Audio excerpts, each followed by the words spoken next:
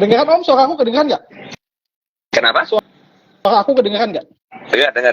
Dengar jelas. Oke, Bentar, aman ya. kameraku kena ini. Lap dulu.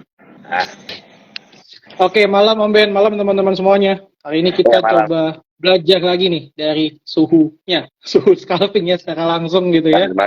Kita akan bahas tentang, ya boleh Om, santai aja nih. Nanti jangan keselak ya. Nanti keselak lagi.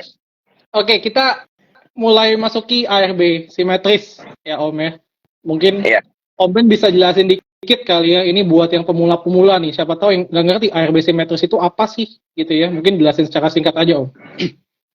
Iya, ARB simetris kan kita ngerti ya, waktu pandemi kemarin penurunan harga maksimal dari sebuah saham kan minus 7%, kecuali saham akselerasi ya. Kalau akselerasi kan minus 10%. Kemudian bulan Juni, tanggal 5 Juni kalau nggak salah dirubah lagi jadi minus 15%, dan sekarang per hari Senin kemarin akhirnya kembali normal. Artinya kenaikan harganya maksimal 25, penurunan harganya maksimal juga minus 25%. Jadi 25 sama 25. Tapi kalau saham-saham yang fraksinya di bawah 200 dengan kenaikan harga maksimal 35%, penurunan harganya pun maksimal minus 35%. Seperti itu ARB simetris. Oke. Nah, ini masih relate ke yang tadi tuh ya, Om ya. Kira-kira ada nggak sih Om perbedaan secara langsung ya dari kondisi IHSG? Kita kan udah mulai di tahun 2023 ini kan kita mulai transisi ya Om ya. Dari fase minus ARB 7% ke 15% dan sekarang ke on the way untuk masuki yang 35% ya, alias yang simetris gitu kan. Kira-kira ada nggak sih Om perbedaannya dari yang kemarin nih minus 7% ke minus 15% kemarin gitu? Perbedaannya adalah resiko kita semakin besar aja ya. Jadi kalau buat teman-teman yang memang suka FOMO, nggak pernah analisa, ikut-ikutan orang, itu kalian bisa menderita kerugian dalam sehari itu gede banget ya. Kita nggak cuma ngomong minus 25% ya. Let's say ada sebuah saham yang bergerak naik 15% atau 10% aja lah ya, misalnya harganya 100 naik ke 110, kemudian dia turun dan akhirnya penurunannya kan sampai minus 35% ya, berarti penurunannya ARB di 65, dari 110 dia turun aja ke 70. Nah itu kan udah penurunannya udah dalam banget gitu loh.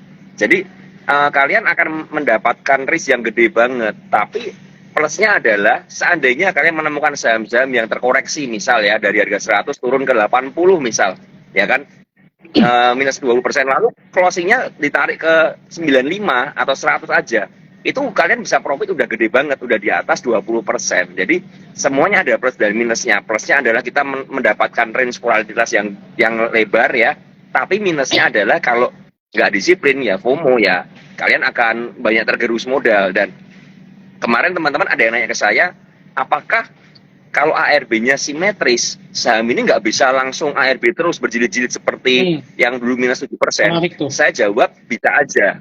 Semuanya mungkin. Contohnya apa? Kita lihat ya, kayak kemarin Asia, saham ASHA, yaitu terindikasi gagal repo kan, seperti itu ya. Saham-saham seperti itu akan langsung ke gocap dengan cepat aja. Kalau teman-teman cek, ada saham namanya MAMI, MAMI ya. Kalau nggak salah tahun 2019 atau 2020 awal, saya agak lupa, mungkin 2019 akhir deh. Itu dari harga 250, 270 turun ke gocap itu dalam waktu 1 minggu aja. Sekitar semingguan aja udah selesai, udah jadi gocap. Ya, jadi inilah resiko dari ARB simetris ya. Jika teman-teman FOMO, nggak ada analisa ya, nggak mau disiplin cut loss ya, efeknya adalah seperti itu untuk saham-saham tertentu. Tapi untuk big cap saya rasa nggak ada masalah. Tidak ada banyak perubahan yang berarti kalau big cap menurut saya. Oke. Berarti kalau boleh aku sedikit simpulin ya Om ya. Berarti sebenarnya dengan ARB simetris ini kita jadi punya dua opsi trading. Kemarin kan mungkin ketika ARB 7% kita trading di saham-saham yang hijau doang kan. Karena lebih enak gitu ya. Karena minusnya cuma 7% gitu kan. Sekarang kita bisa trading juga di saham yang merah berarti ya Om ya. Bisa. Selama jadi gini, saya pun hari ini trading di saham merah. Saya hari ini beli pani. Tadi sempat nyoba nada pani di bawah ya.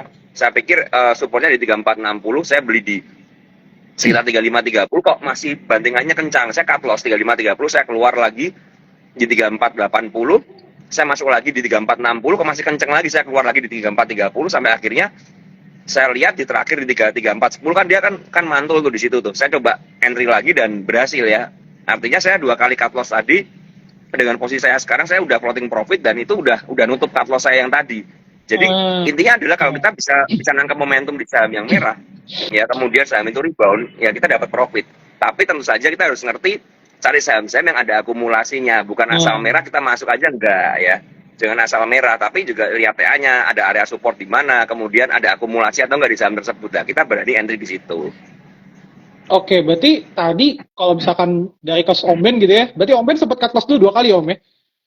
Ya, saya akan 2 kali karena memang tadi tuh tempat teman-teman di kelas saya yang kelas Maybank itu sempat nanya sama saya kenapa Om Ben harus cut loss, kan masih bisa ya karena saya memang niatnya awalnya itu cari pantulan, cuman saya mengukur resikonya itu kalau ini turun ke bawah lagi ya dengan volatilitas pani yang suka bikin jarum di bawah itu saya nggak bisa nanggung resikonya, makanya saya 2 tik 3 tik ya sekitar 2%-an lah saya cut, kemudian saya buyback lagi di bawah ya. Ketika udah mulai guyurannya udah kelar ya, saya lihat tadi di 3410 sama diguyur beberapa kali, kemudian reda ya, kemudian ada over di 3420. Saya mulai coba cicil bertahap ya, cicil bertahap. Cuman saya rasa dan saya ada keyakinan tadi bakal mantul ya, karena udah nggak ada yang mau jualan lagi ya, seperti itu. Ya udah saya hajar aja di 3420 saya dapat dan bersyukurnya mantul. Kalau nggak mantul gimana ya saya cut lagi. Jadi saya waktu itu tadi punya plan 3420 saya entry, cut saya di 3370-an karena saya mencari area-area rejection di sana ya. Cuman ini benar-benar high risk ya, benar-benar high risk dan harus siap untuk cut loss. Jadi teman-teman harus siap resikonya juga. Kalau memang teman-teman nggak siap resikonya ya jangan ada seperti itu ya, karena ya ini high risk lah ya, seperti itu kalau dari saya. Nah, ini yang menarik ya Om ya. Nggak semua orang kan tahu ya bahwa itu saham tuh distribusinya udah selesai gitu ya di hari tersebut. Nah, tadi kan Om Ben bilang tuh, wah ini saya yakin bahwa ini udah mau kelar nih distribusinya di hari ini. Itu tanda-tandanya apa sih Om? Itu udah mau kelar gitu distribusinya di hari tersebut. Jadi kita bisa coba buyback ibaratnya ya. Berarti itu sahamnya benar-benar reject dari support gitu loh. Kelihatannya dari mana? Apakah dari big offer-nya atau memang pure dari grafik candlestick-nya Om? Kalau dari Om Ben sendiri. Tadi saya mulai lihat big offer-nya. Jadi begini, ada satu keunikan di saham Pani tadi, di mana bidnya itu nggak terlalu tebel ya, offernya tebel, bidnya nggak terlalu tebel kan tadi. Kemudian apa ya, guyurannya kencang seperti itu. Nah, saya merasa begini, ketika terjadi panic sell ya, panic sell tadi sempat dari 3.550 tiba-tiba guyurannya gede, offernya tebel-tebel begitu kan, diguyur ke bawah, ketekan ke bawah. Itu hanya beberapa papan aja yang bidnya tebel, sisanya tipis. Tapi yang aneh adalah guyurannya itu nggak langsung ngehantam ke bawah. Logiknya begini, seandainya ada saham yang bidnya tipis, kalau memang ada panic sell dan itu retail yang buang barang, atau mungkin market maker yang buang barang, yang terjadi adalah saham itu langsung roboh. Karena apa? Karena nggak ada bidnya. Tapi di Pani nggak seperti itu. Di Pani nggak seperti itu. Dan tadi beberapa kali 3410-nya itu coba di cover sama market maker ya, saya rasa kalau nggak mungkin lah ada yang berani cover soalnya ya. Saya nggak ngerti siapa yang cover. Hari ini saya lihat net buy-nya broker CC sama RF seperti itu, buangannya dari WP ya. Jadi ketika terjadi coveran seperti itu ya, saya mencoba untuk spekulasi buy. Jadi tapi ini bukan judi ya. Jadi saya begini, saya mencoba nangkep pisau jatuh, tapi setelah reda tekanan jualnya, artinya secara volume nggak ada lagi. Waktu tadi bidnya sudah kuat ya, bidnya udah kuat dan overnya itu udah nggak diisi lagi, karena ketika over diisi ada yang HK, over diisi ada yang HK, ya kan. Kemudian udah selesai, udah stabil ya, udah cukup tenang. Beberapa menit itu dia diem sebentar. Nah, saya baru masuk. Nah, ini apa ya? Saya melakukan spekulatif buy tapi ada stop loss-nya. Itu bedanya. Itu bukan judi ya. Ini ada yang bilang tadi itu judi. Jadi bedanya apa? Kalau judi kan kalian hanya mengandalkan keberuntungan belaka tanpa mengerti apa yang kalian lakukan. Nah, bedanya adalah ketika kita memang trading, ya kita ngerti apa yang kita lakukan. Itu bukan judi. Karena judi itu mengandalkan keberuntungan belaka tanpa ada analisa. Artinya murni spekulasi aja. Tapi karena saya ada dasarnya dan saya yakin dengan dasarnya. Bahkan tadi saya berani nambah lagi di 3420, seadanya duit saya masukkan di sana semua tadi. Kenapa? Karena saya yakin itu udah kuat. Tapi kalau jebol bagaimana ya? Saya udah siap untuk cut aja. Jadi bener-bener saya ngerti apa yang saya lakukan. Intinya seperti itu. Makanya saya berani untuk melakukan beli di situ. Itulah trading. Itu bukan judi ya, begitu. Ya. Nah, ini menarik nih Om ya. Ini terkait ke sama ya. Kita bahas dulu studi kasus saham Pani yang Om Ben tadi ceritakan sebelum kita lanjut ke pertanyaan lain ya Om. Iya. Tadi kan Om Ben berarti sempat cut loss 2 kali ya di awal gitu kan. Nah ini kan tidak semua trader itu punya mentalitas kayak Om Ben gitu ya. Contoh misalkan dia udah cut loss nih di saham ini, terus udah gitu ya udah dia pasrah, dia akan switch ke saham lain kan. Pasti biasa kayak gitu. Atau kalau misalkan dia trading lagi di saham PANI, ibaratnya dia masuk dengan jumlah yang lebih banyak nih Om, secara money management. Ibaratnya psikologisnya mungkin mulai ngaco gitu ya. Tapi kenapa Om Ben secara money management gimana tuh waktu di saham PANI? Ketika cut loss 2 kali di depan, terus kemudian akhirnya di cover nih sama satu yang untung di terakhir itu. Jadi gini, saya waktu tadi masuk yang pertama itu tidak sebesar yang terakhir. Jadi saya anggap aja, let's say aja ya, saya agak lupa saya masuk berapa. Anggap aja yang pertama saya masuk 500 lot, misalnya seperti itu ya. Anggap aja saya masuk 500 lot. Kemudian yang kedua, saya cut loss 500 lot yang di bawah karena saya tadi lihat sepertinya udah mantul. Jadi gini, kalau dari TA itu supportnya di 3460, 3460, 3450 supportnya. Ya, tapi ternyata ya seperti biasa kan, market makernya usil kan, karena dibikin jarum ya, dibikin jarum supaya orang cut loss semuanya kan, termasuk saya juga cut loss lagi kan. Tapi karena saya yakin saham ini masih menarik ya, masih ada akumulasi yang besar sebelum-sebelumnya dan memang akan ada corporate action dan lain sebagainya, makanya saya berani fight di situ sekali lagi ya. Jadi saya berani fight di mana memang itu area-area dekat-dekat support kan sebenarnya kan ya. Anggap aja karena ini bitnya tipis maka memang terkadang terjadi volatilitas seperti itu. Nah, jadi yang kedua itu anggap misalnya yang pertama 500, saya yang kedua 800 atau 900 kalau nggak salah. Nah, yang terakhir ini saya gedein lagi. Saya gedein lagi. Tuh, Jadi 500 lot atau 500.000 Om? ya, mana bisa dipani 500.000 lot? Tidak mungkin lah. Kalian beli 1.000 lot aja udah deg-degan pastikan. Jadi kan memang benar-benar apa ya? Saham ini memang benar-benar kering karena tidak banyak yang mau jualan. Yang HK dari bawah RF tuh kagak bongkaran terus ya. Jadi akhirnya ya memang seperti itu. Yang jadi bitnya ya begitulah. Makanya kan sempat seperti liar ya, lompat-lompat ya. Ya jadi karena memang sahamnya kurang liquid lah intinya kan seperti itu, karena memang ya nggak banyak yang mau jualan. Nah cuman karena saya yakin dengan apa yang saya lakukan, makanya saya berani fight. Kalau saya nggak yakin saya nggak akan berani fight. Biasanya saya udah coba sekali udahlah nggak berani lah. Cuman karena saya yakin ya saya berani fight di sana gitu aja. Nah ini penting, ngerti karakteristik sahamnya juga penting ya Om ya, untuk nambah conviction kita gitu kan, untuk entry gitu ya.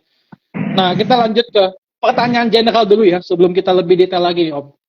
Nah, menurut Om Ben sendiri, apakah IHSG ini akan jadi lebih baik ke depannya dengan penerapan ARB simetris nih, Om? Kalau ngomong lebih baik ya sebenarnya yang tadi saya bilang ya, akan lebih atraktif harusnya. Ketika marketnya ramai lebih atraktif lagi. Cuma market lagi sepi-sepinya. Iya, jadi ya, menurut saya nggak akan banyak perubahan yang berarti ya, kecuali ya mungkin kalau ada saham-saham yang liar yang jatuh di bawah 10%, 15% bisa nangkap lumayan lah ya. Cuman kalau untuk saham-saham yang apa ya, yang blue chip ya nggak ya gitu-gitu aja lah. Intinya saya melihat penerapan ARB simetris ini di hari Senin, Selasa dan Rabu sekarang kan itu nggak merubah apa-apa, kecuali kita harus lebih disiplin aja karena kita ngerti ya. Hari ini ada saham gocap baru ya, saham 50 baru RSX ya. Depannya ya, yang tiba-tiba opennya open 50. Nah, itu yang diwaspadainya seperti itu. Ketika market makernya mau buang barang ya akan bisa sedalam itu. Makanya saya berusaha apa ya? Kalau kita main di saham-saham gorengan yang benar-benar nggak jelas fundamentalnya, saham-saham IPO baru, apalagi yang udah di bawah harga IPO, yang memang sudah terjadi buangan besar di awal-awal ya, saya rasa teman-teman harus lebih disiplin lagi aja gitu. Oke. Nah, nanti buat teman-teman yang mau tanya bisa langsung tanya di kolom Q&A ya. Nanti kalau misalnya memang waktunya sempat kita coba bahas bareng ya Om ya, berarti ya. Boleh. Nah, ini menarik nih Om. Ini kan bursa kita memang akan semakin banyak ya saham-saham yang IPO nanti Om. Nah, itu kan pasti volatil banget ya pergerakannya, apalagi karena ARB simetris ini. Dan bukan nggak mungkin saham-saham IPO yang nanti banyak listing itu cepet banget ke gocapnya Om. Nah, tips and trick dari Om Ben sendiri nih untuk saham IPO tadi itu gimana sih Om? Kira-kira kita bisa trading dan kita bisa cuan. Siapa tahu ya dapetnya kayak AMMN kemarin gitu kan ya. Tiba-tiba ke 5.000 gitu kan.